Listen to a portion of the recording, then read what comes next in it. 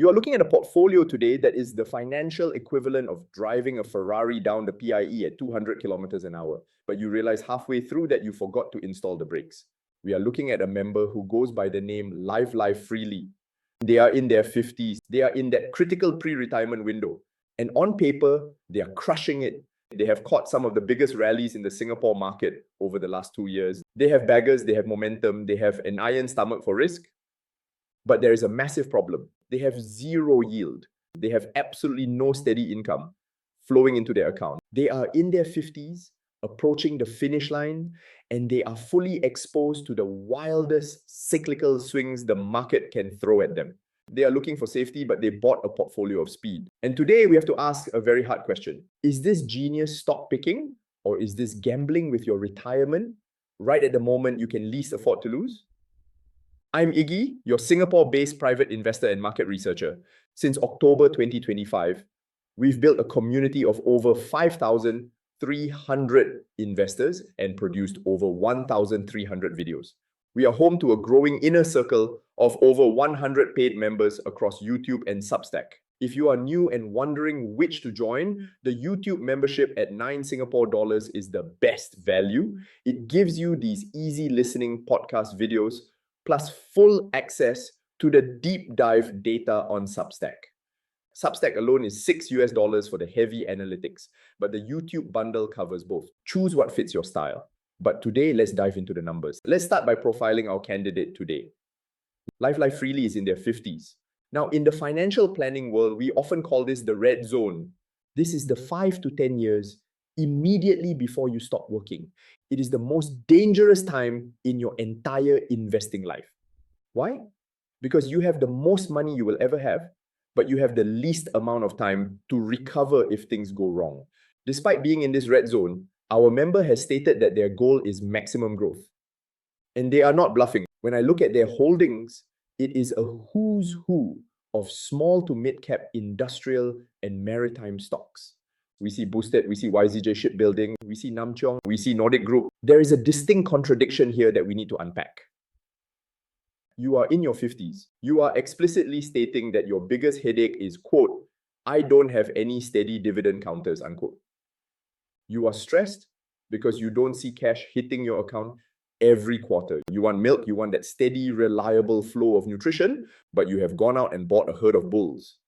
You bought aggressive charging animals that don't produce milk. They produce adrenaline. This brings us to a concept that I need to define for everyone watching, because it kills more retirements than inflation does.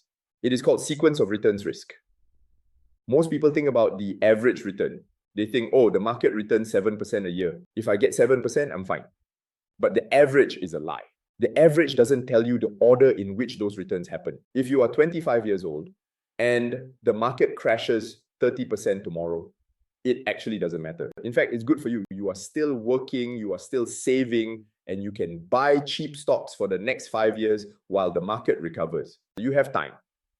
But if you are 55 and you are about to retire and the market crashes 30%, you are in trouble. You don't have 5 years to wait. You need to sell stocks to pay for your nasi lemak and your electricity bill. And if you are forced to sell your stocks when they are down 30%, you are locking in those losses permanently. You are depleting your capital base just when you need it most. This is sequence of returns risk. The risk that the bad returns happen right at the start of your withdrawal phase. Our member, Livelifefreely, has an iron stomach. That is impressive. But right now, their timeline is their enemy. A portfolio without a defensive cash flow layer like REITs or banks is like that Ferrari I mentioned. It is incredibly fun while the road is straight and the sun is shining. But the moment you hit a bump, the moment we hit a recession, you realize you don't have airbags. Let's get into the specifics, because usually when I see a retiree holding a small cap turnaround play like Cheong, alarm bells start ringing in my head. Cheong is not DBS, it's not Singtel. It is a volatile, cyclical stock tied to the offshore marine sector. So is this a trap? Is this a junk stock that got lucky? Or is this a hidden gem? I didn't just guess at these numbers. I checked the Investing Pro models. I wanted to see the financial health score. Investing Pro actually rates Cheong a 4 out of 5, labeling it as great performance. Specifically, it highlights a perfect 5 out of 5 on price momentum and solid profitability. If you want to run these numbers on your own portfolio, Stop guessing. I've arranged a special New Year deal for you on Investing Pro. Use the link below with code InvestingIguana for 55% off. Now, that data from Investing Pro forced me to stand corrected. This isn't a junk stock. The data shows that our member has actually picked a high momentum turnaround play. They caught the wave. The stock has shown significant return over the last week and is trading at a low earnings multiple. But here is the catch. And this is the part where you need to listen closely if you are chasing momentum. Why is this still risky even with a good score? Because Cheong is what we call a cyclical momentum play. Let's define that.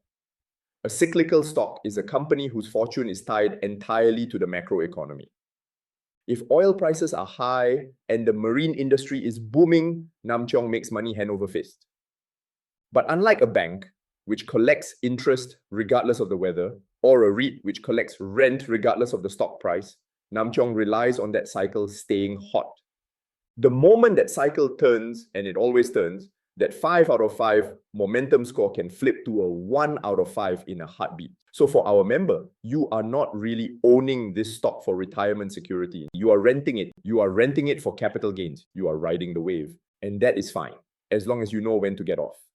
The danger is thinking that this momentum is permanent income. It isn't.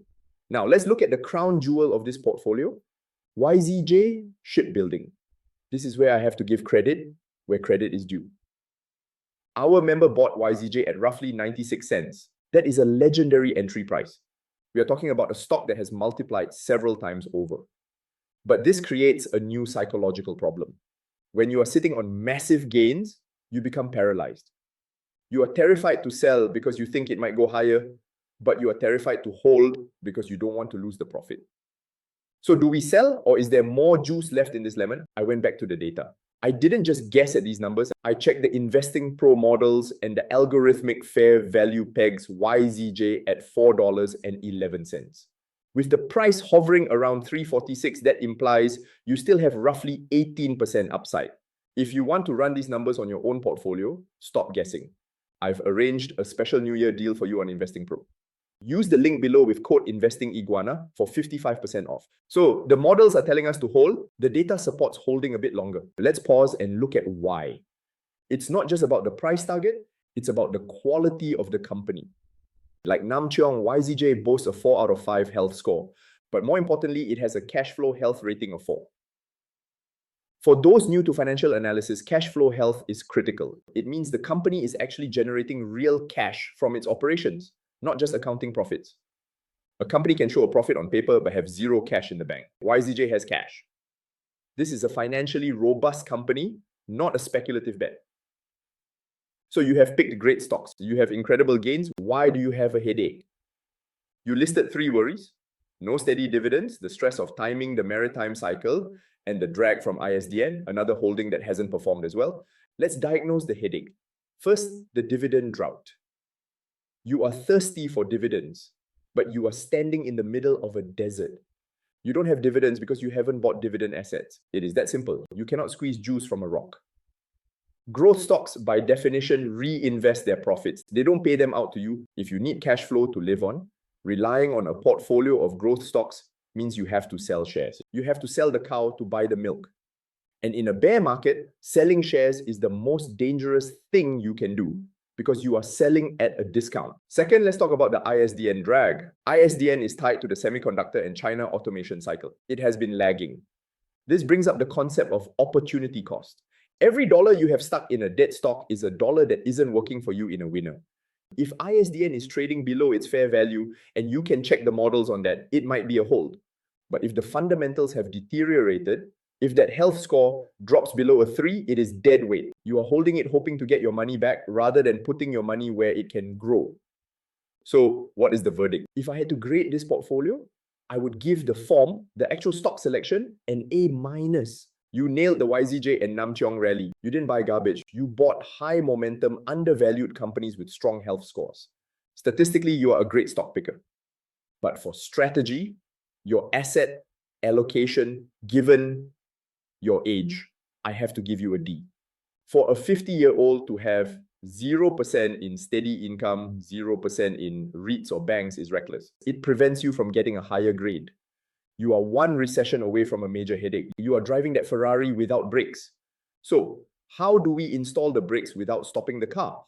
I have a 3-step prescription for you. Step 1 is about protection. You need to set trailing stops on your winners. We know from the models that YZJ has upside to 411. We know Cheong has momentum. We don't want to sell everything yet. But we need insurance. A trailing stop is a dynamic sell order. You tell your broker, or you make a mental rule, if this stock drops 10% from its highest point, I sell.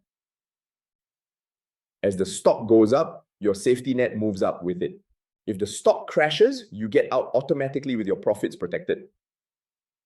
This removes the emotion. You don't have to guess when the cycle ends.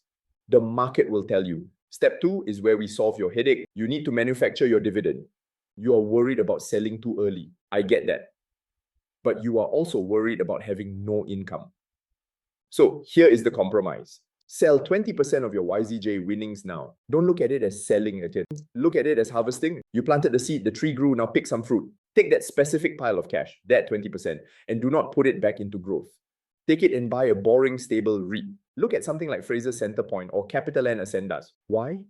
Because you are transforming capital gains, which are volatile, into cash flow, which is stable. You are taking money that might be there tomorrow and turning it into money that will pay you rent next quarter. This solves your headache number 1 immediately. You will see cash hitting your account, and that will lower your blood pressure. Finally, step 3. The 2-quarter rule for ISDN. You are holding on to this laggard. Give it a deadline. Give ISDN 2 more quarters. Watch the China data.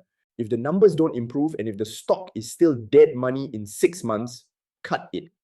Ruthlessly. Take that capital and feed your new dividend bucket. Use it to buy more REITs or banks. Livelifefreely, you have done the hard part. You made the money. Now you need to do the smart part. You need to keep it. You need to transition from a 25-year-old gambler to a 50-year-old wealth manager.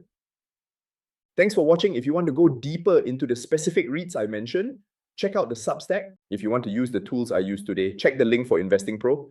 And I'll see you in the next analysis.